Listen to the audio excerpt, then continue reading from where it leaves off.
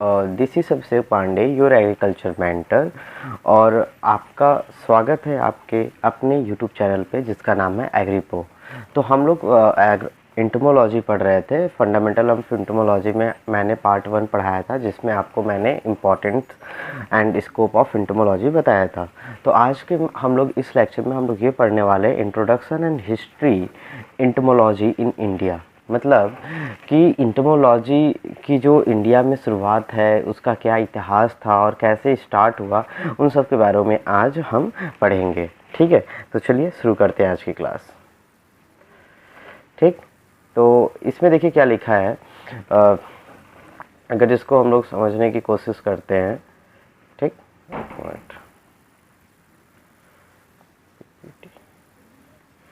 ठीक, तो इंटमोलॉजी जो वर्ड है, इंटमोलॉजी ये ग्रीक वर्ड से आया है, जिसका मतलब है इंटोमॉन ना। जो वर्ड है इंटोमॉन, और जिसका मतलब होता है इंसेक्ट, और लॉगस का मतलब होता है स्टडी। मतलब नाम से ही पता चल रहा है, इंसेक्ट स्टडी, मतलब इंसेक्ट की study. Is the scientific study of insect, a branch of zoology. तो इंटोमोलॉजी क्या है? Basically it is a branch of zoology in which we study the insect. ठीक है, it aims at understanding their body organization and function, their habit and habitat, their classification, description, distribution, origin, past, history and economic importance।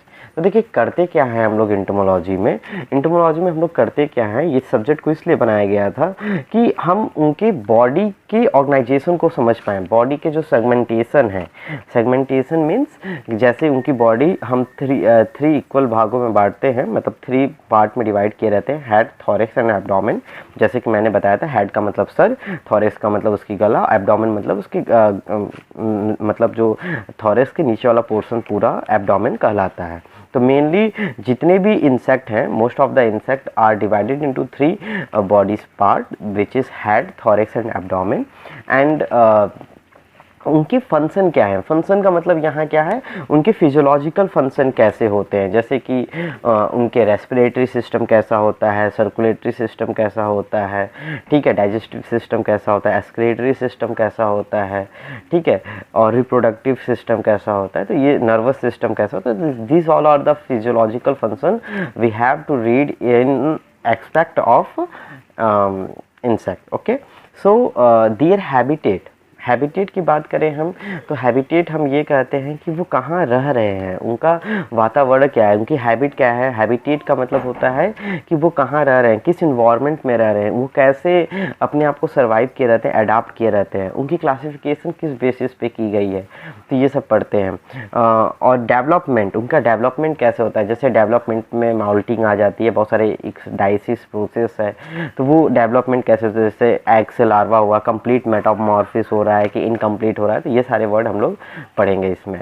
Distribution, origin from past history, मतलब उनकी past history कैसी थी, वो कैसे हमारे nature में वो मतलब अब हमको कैसे एग्जिस्ट में आ गए, या उनके पास्ट हैबिट कैसी थी, तो ये सब चीज़ें पढ़ते हैं। और इकोनॉमिक इम्पोर्टेंस का मतलब ये है कि वो हमारे फसल में, हमारे क्रॉप्स में कैसे हानि पहुंचा रहे हैं, कैसे हानि पहुंचा रहे हैं, कैसे लाभ पहुंचा रहे हैं, किस जो बेनिफिशियल इंसेक्ट है, जैसे कि हनी बी है, लैक है, ठीक है, और तुम्हारा आप कर सकते हैं कि सेरिकल्चर है, सिल्कवर्म कल्टीवेशन, ठीक है, तो ये सब भी हम लोग पढ़ते हैं। तो इंटमोलॉजी समझ में आ गया आप लोग को, इंटमोलॉजी क्या था। इंटमोलॉजी एक ग्रीक वर्ड इंटोमॉन से डिराइव्ड हुआ है, जिसका मतलब होता है इंसेक्ट, और लॉगस मतलब स्टडी होता है। तो it is basically is a study of, scientific study of insect, a branch of zoology which aims to understanding their body organization and function, their habit and habitat, their classification, development, distribution, origin, past history and economic importance। Okay, तो चलिए शुरू next चीज़ें पढ़ लेते हैं। देखिए यहाँ क्या लिखा है, एग्रीकल्चरल इंटोमोलॉजी को हम 2 कैटेगरी में बांटे हैं। पहला क्या है, बेसिक, जिसे हम फंडामेंटल या जर्नल इंटोमोलॉजी भी कहते हैं, और सेकंड वन है अप्लाइड इकोनॉमिक एंटोमोलॉजी, ये दोनों आपको पढ़ना है। तो बेसिक में जैसे हम लोग अभी मेरी जो सीरीज़ चल रही है, ये जो प्लेलिस्ट में बना रहा हूँ, ये आप लोग को बेसिक ही पढ़ना है फर्स्ट सेमेस्टर में, तो वो सब हम लोग पढ़ेंगे, ठीक है। तो सॉरी सेकंड सेमेस्टर में। अप्लाइड एंटोमोलॉजी में क्या होता है, बेसिक में देखिए यही सब पूरा पढ़ना है जो भी हम लोग डेफिनेशन में पढ़े ना अभी, कि उनका बॉडी सेगमेंटेशन कैसा है, फंक्शन कैसी है, हैबिट कैसे है, क्लासिफिकेशन कैसे किया गया है, डेवलपमेंट कैसे होता है, डिस्ट्रीब्यूशन कैसे होता है, ये सारा चीज़ बेसिक में आ जाता है, ठीक है। देखिए यहाँ लिखा भी है नीचे, basic entomology deals with insect morphology, ठीक है, इंसेक्ट मॉर्फोलॉजी, एक minute, insect morphology, anatomy, physiology, taxonomy and systematics. तो देखिए सिस्टीमैटिक्स में मतलब कुछ ऐसे एक्सेप्शनल होंगे जिनका नाम कुछ और होगा, आते किसी और ऑर्डर में है, क्योंकि इससे जेआरएफ में क्वेश्चन आ जाता है। जेआरएफ आपको पता ही है, जो बच्चे जेआरएफ की तैयारी कर रहे हैं उनके लिए भी ये जो क्लास है बहुत ज़्यादा इंपॉर्टेंट है, क्योंकि इसमें मैं कुछ ऐसी बेसिक चीज़ें बताऊँगा जिससे क्वेश्चन आते हैं, ठीक है।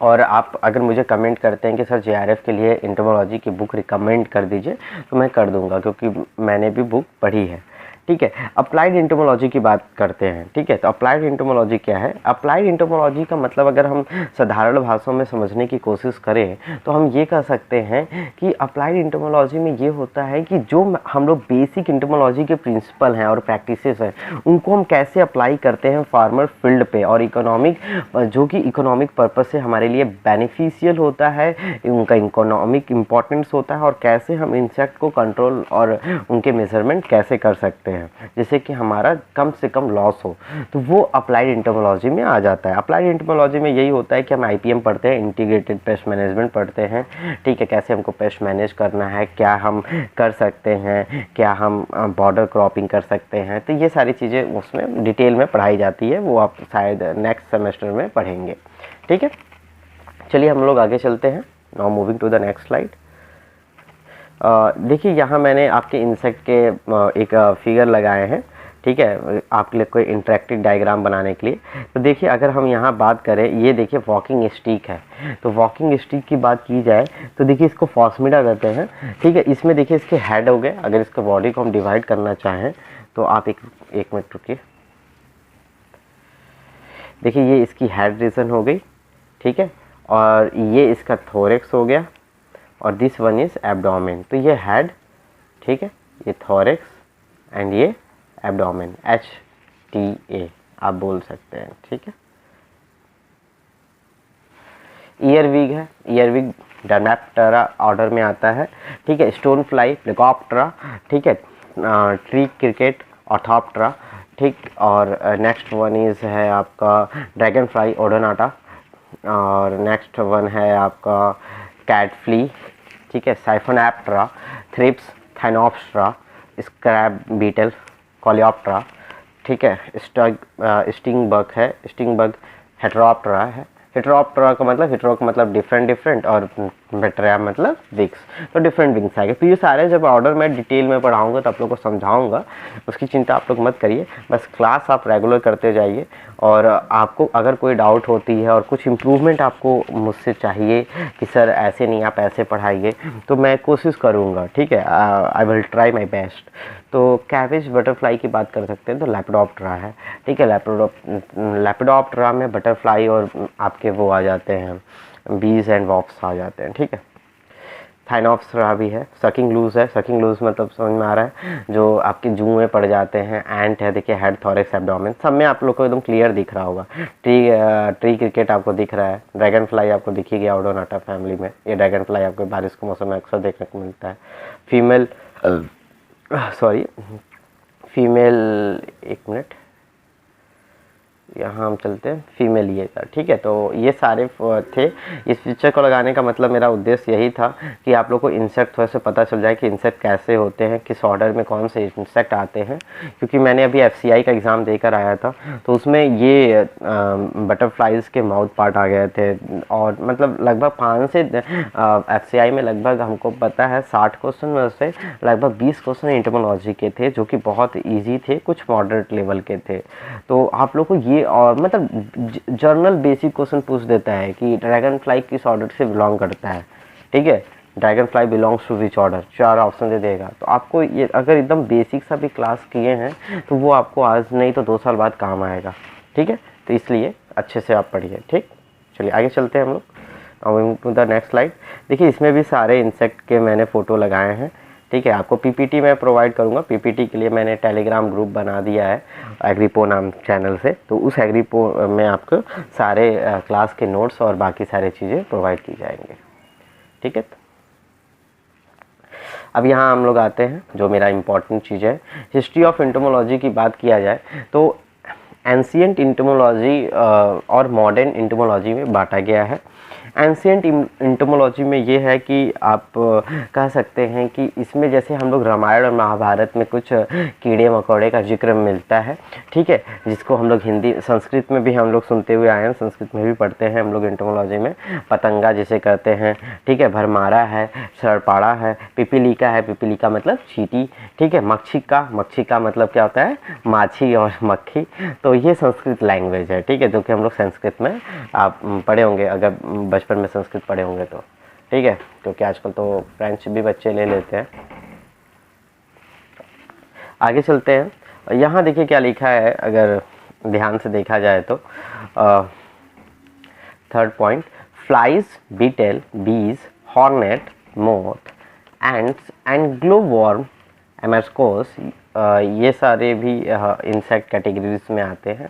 Usefulness of insect which provide honey, lac and silkworm, जैसे यूजफुलनेस का मतलब बेनिफिशियल इंसेक्ट। बीज है जिसे मधु बोलते हैं, मक्षिका बोलते हैं। लैक, लक्षा, ठीक है, चाणक्य सूत्र, ठीक है, जिसे बोलते हैं लक्षा बनता है ना उससे, चाणक्य सूत्र। और अर्थशास्त्र एंड शकुंतला, ये सारी चीज़ें जो है शकुंतला, अर्थशास्त्र, चाणक्य, इसमें भी इन सब का जिक्र देखने को मिलता है, ठीक है। आगे चलते हैं हम लोग। इंडियन किंग सेंट सम सिल्कन स्टफ, ठीक। तो इंडियन किंग जो थे वो बेचते थे कुछ सिल्कन के जो कपड़े थे, बाकी सब भी वो लोग आदान प्रदान आपस में करते थे। अब यहाँ देखिए एक मेन चीज़, जो मेन आपके वर्ड आ रहे हैं वो है रामकृष्ण अय्यर। रामकृष्ण अय्यर जो थे वो फर्स्ट इंडियन इंसेक्ट कलेक्टर थे,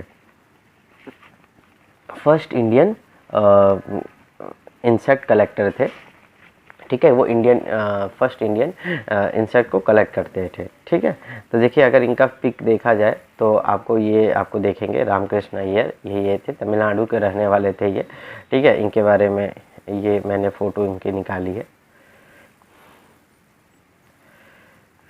Modern history of entomology in India under following before 1990, 1900 and after 1900। तो मॉडर्न हिस्ट्री को 2 भागों में बांटा गया है। एक 1900 से पहले का समय है और दूसरा क्या है 1900 के बाद का समय है। तो 1900 पहले के समय में देखिए, पहला जो है 1758 में सबसे पहले क्या थे, कैरोलस लिनियस ने सिस्टीमा नेचुरा नाम की एक बुक लिखी थे, जो कि जिसकी 10th एडिशन थी। उसमें वही बात लिखा गया है, बाइनोमियल नॉमेनक्लेचर उन्होंने दिया था, ठीक है। बाइनोमियल, ये स्वीडन के थे, शायद स्वीडन के रहने वाले थे ये। तो इन्होंने क्या किया था, बाइनोमियल नॉमेनक्लेचर दिया था कि हर एक लिविंग ऑर्गेनिज्म के 2 नेम होते हैं। पहला जो नेम होता है वो जीनस होता है और सेकंड जो होता है उसकी स्पीसीज को बताता है। जीनस क्या होता है, genus is a group of मतलब एक लिविंग इंडिविजुअल होते हैं जो पार्टिकुलर एक्सटर्नल फीचर्स में, एक्सटर्नल स्ट्रक्चर में सेम होते हैं। स्पीसीज थोड़ा सा उसमें वेरिएशन देखने को मिलता है, ठीक है। तो हल्का हल्का जो वेरिएशन देखने को मिलता है वो स्पीशीज में देखने को मिलेगा, लेकिन जीनस जो होंगे नॉर्मली 2 आँख, 2 कार, 2 पैर और बाकी सारी चीज़ें वो आपको जीनस में हमको देखने को मिल जाती है। जैसे अगर हम बात करें तो हम लोग जो ह्यूमन बींग्स हैं, ह्यूमन बींग्स का जो साइंटिफिक नेम है वो क्या है, होमो सैपियंस। क्या है नाम, होमो सैपियंस। तो सिस्टीमा नेचुरा की मैंने बुक निकाली थी, ये देखिए इनकी जो बुक थी वो इस तरह, इनकी पूरा कवर पेज ऐसा था, थॉमस वन, और कितनी पुरानी बुक है ये, तो नेट से 1758 में, ठीक है, सिस्टीमा नेचुरा। यहाँ लिखा भी है कैरोली लिनियाई, ठीक है। फिर अभी आगे चलते हैं हम लोग। सेकंड है जेसी फैब्रिकस, फर्स्ट एंटोमोलॉजिस्ट थे जो कि एक्सटेंसिव स्टडी किए थे इंडियन इंसेक्ट के ऊपर। तो इन्होंने बहुत ज़्यादा डिटेल में स्टडी की थी, ठीक है, और जेसी फैब्रिकियस, और इसलिए इनको भी जाना जाता है। इनका देखिए पिक यही है, जेसी फैब्रिकियस की पिक, ठीक। ये पूरा यहाँ नीचे कुछ लिखा भी है, किस लैंग्वेज में लिखा है वो समझ में नहीं आ रहा है, ठीक।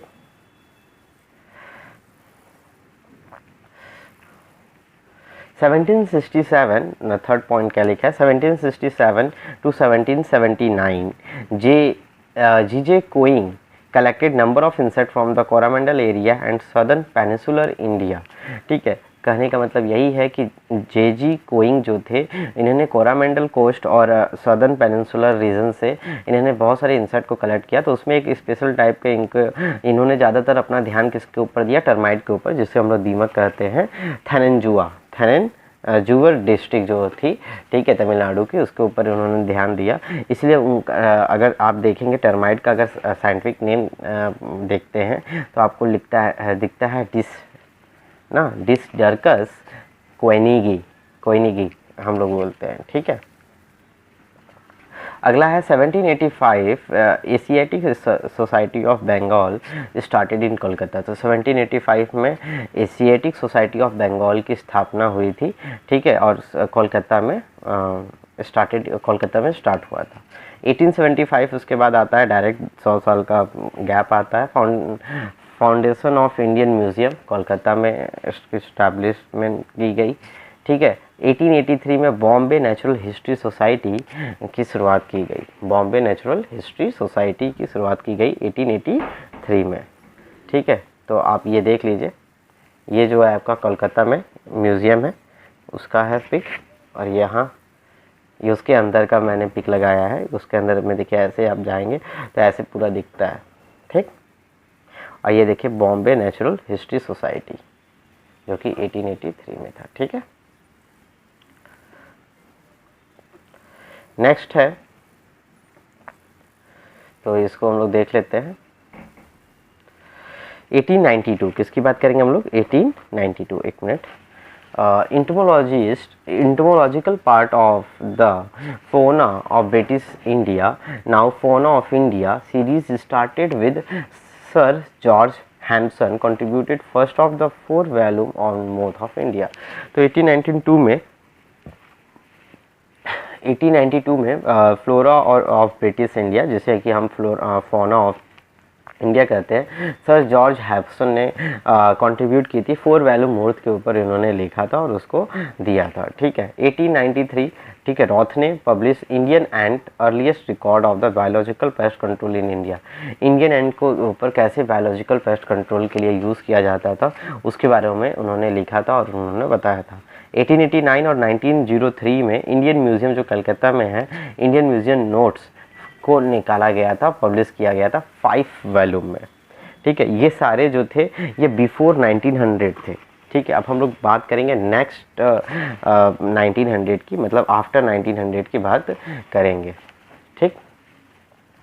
1901 में क्या होता, लियोनेल डी नाइसविले जो ये थे फर्स्ट इंटोमोलॉजिस्ट थे, ठीक है, to the government of India. तो गवर्नमेंट ऑफ इंडिया के ये फर्स्ट इंटोमोलॉजिस्ट थे, ठीक है। 1903 में मैक्सवेल लैफ्रो थे सेकंड इंटोमोलॉजिस्ट। 1905 में फर्स्ट इंपेरिकल इंटोमोलॉजिस्ट की स्थापना हुई, ठीक है। 1906 में इंडियन इंसेक्ट पेस्ट ने एक किताब लिखी गई थी प्रोफेसर लैफ्रो के द्वारा। उसके बाद 1909 मतलब 3 साल बाद उन्होंने नेक्स्ट एक किताब लिखी, बुक लिखी, इसका नाम था इंडियन इंसेक्ट, ठीक है, लाइफ। इंडियन इंसेक्ट की लाइफ के बारे में, कैसे वो पूरी लाइफ उनकी होती है, उस तरह उन्होंने लिखा। और फिर 1912 में plant quarantine act in foods हुआ, मतलब उस समय उसके लिए चर्चा की गई। अभी वो लागू नहीं हुआ था, बस आया था व्यक्तित्व अस्तित्व में, ठीक है। तो यहाँ थोड़ा सा देख लेते हैं, मैंने फिगर लिया है कुछ। इंडियन फर्स्ट इंटोमोलॉजिस्ट की बात किया जाए तो देखा जाए तो अभी बताए लियोनिड डी नाइसविले जो थे वो फर्स्ट साइंटिस्ट थे who started work on the Indian insect on 1901 में।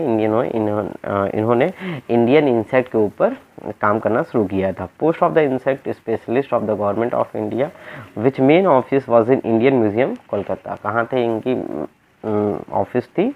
कोलकाता में थी। But unfortunately he died within a year, 1 साल के अंदर ही ये मर गए।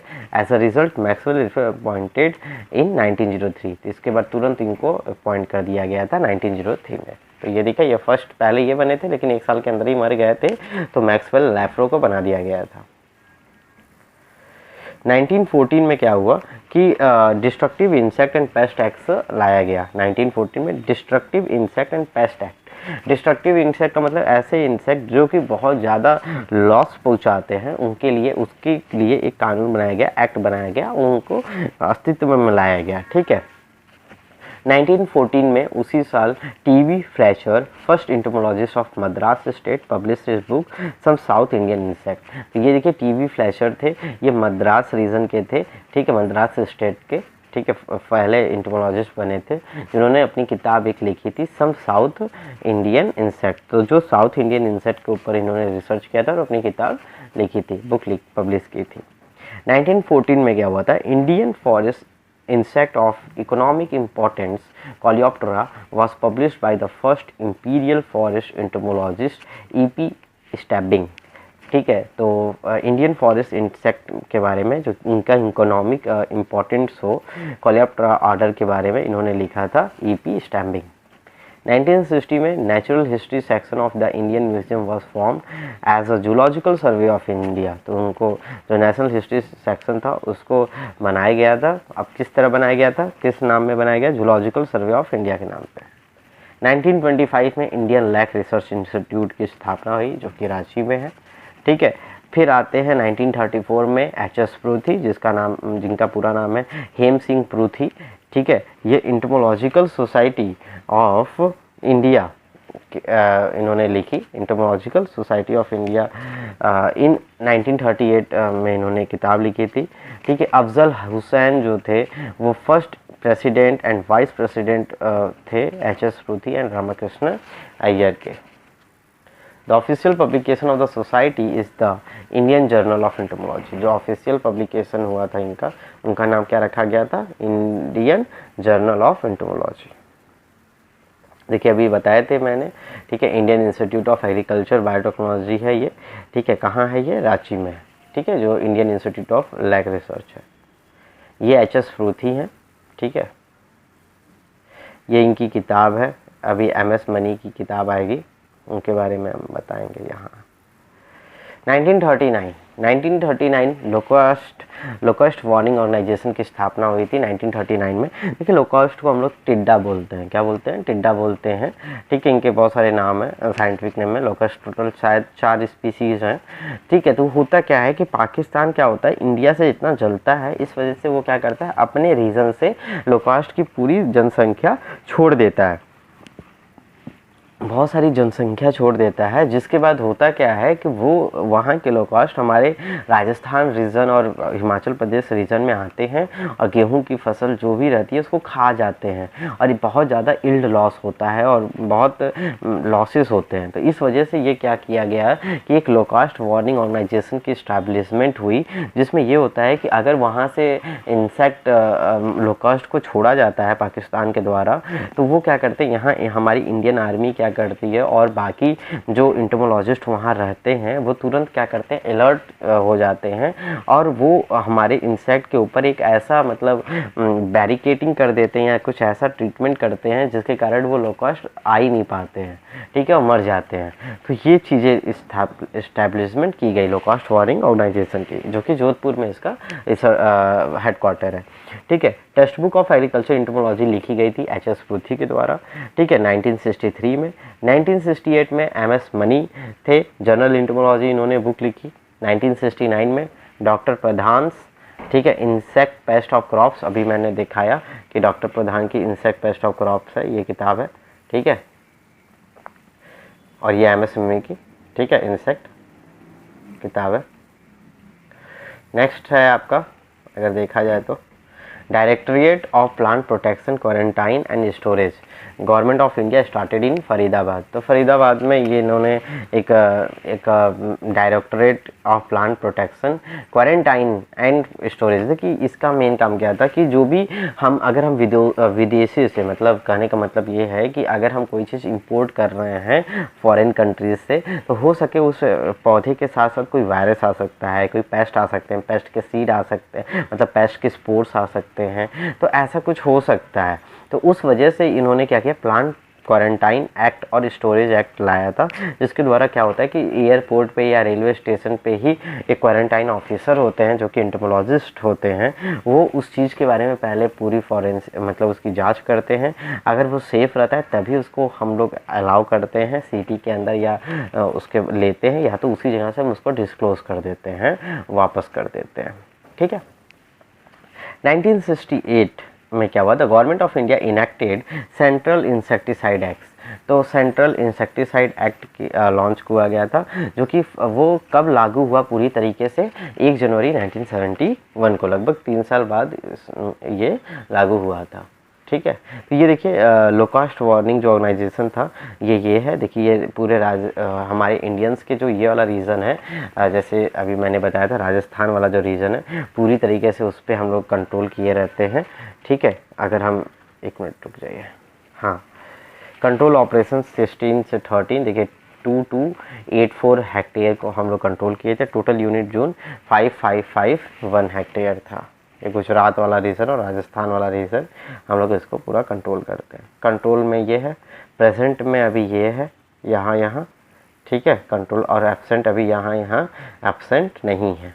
ठीक है। तो ये बता रहा है locust warning organization status report, the area covered has risen since their bulletin from 16 to 13। ठीक। देखिए PPQS लिखा है, मतलब plant protection, quarantine and storage. ठीक है। और मिनिस्ट्री ऑफ एग्रीकल्चर अपना लिखती है। ये टिड्डा है, ये क्या है, लोकस्ट ऐसा दिखता है। ठीक है। और ये देखिए यहाँ लिखा है, क्या लिखा है, इसको अगर देखा जाए तो यहाँ लिखा है टिड्डी चेतावनी संगठन जोधपुर, टिड्डी चेतावनी संगठन जोधपुर। ठीक।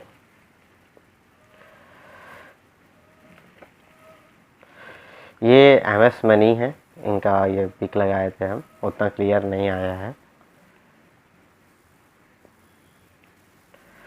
और ये आपका लोकस्ट रीजन का था, ख़त्म। तो आज का ये जो क्लास था वो ख़त्म हो चुका है पूरी तरीके से, जिसमें हम लोग पढ़े introduction and history of entomology in India. ठीक है। तो ये कैसे मतलब इनकी शुरुआत हुई, एंटोमोलॉजी होता क्या है। ठीक है। एंटोमोलॉजी में हम लोग क्या क्या पढ़ते हैं, 2 भागों में बांटे हैं, basic entomology and applied entomology. तो बेसिक एंटोमोलॉजी हमको इस सेमेस्टर में पूरा पढ़ना है, अप्लाइड एंटोमोलॉजी हम लोग नेक्स्ट सेमेस्टर में पढ़ेंगे। उसके बाद इनकी शुरुआत कैसे हुई, तो एक एंशिएंट हिस्ट्री थी, फिर एक मॉडर्न हिस्ट्री है। मॉडर्न हिस्ट्री को हम 2 भागों में बांटे थे, बिफोर 1900 एंड आफ्टर 1900। तो ये सारी चीज़ें, इसमें अलग अलग ऑथर थे, अलग अलग एंटोमोलॉजिस्ट थे। फर्स्ट एंटोमोलॉजिस्ट कौन थे, ठीक है। तो इस तरह सेकंड कौन थे, जैसे मैक्सवेल लैफ्रो। फर्स्ट जो थे न्यूलैंड डी नाइसविले, जो कि कोलकाता में थे, इंडियन म्यूज़ियम में रिसर्च करते थे। तो इस तरह उन्होंने अलग अलग बुक लिखी है, अलग अलग ऑथर ने, अलग अलग रिसर्चर ने। उनके बुक को याद करना है, उस ईयर कब लिखे थे, किस ईयर में लिखे थे। लोकास्ट ऑर्गेनाइजेशन के बारे में हम लोग पढ़े। ठीक है। Indian research lac research centre के बारे में पढ़े, जो कि रांची में है। तो ये सारी चीज़ें हम लोग पढ़े, और इनके बारे में बस इनको आपकी बुक के नेम याद रखने रहते हैं, ईयर याद रखना रहता है, ज़्यादा इससे क्वेश्चन नहीं आता है पहले टॉपिक से, फिर ना ब्लैंक्स और ट्रू फॉल्स ही बनते हैं। तो ठीक है। और अगर आपको कोई भी डाउट होता है तो आप कमेंट कर सकते हैं, आप मुझे मेल भी कर सकते हैं। ठीक है। अगर कोई भी आपको सजेशन देने हैं तो आप मुझे बता सकते हैं। ठीक है। और आप मुझसे जुड़े रहिए। ठीक है। आपको ऐसे ही नए नए रोज़ वीडियो मिलते रहेंगे। ठीक है। और तब तक के लिए अपना ख्याल रखिएगा। Bye bye students.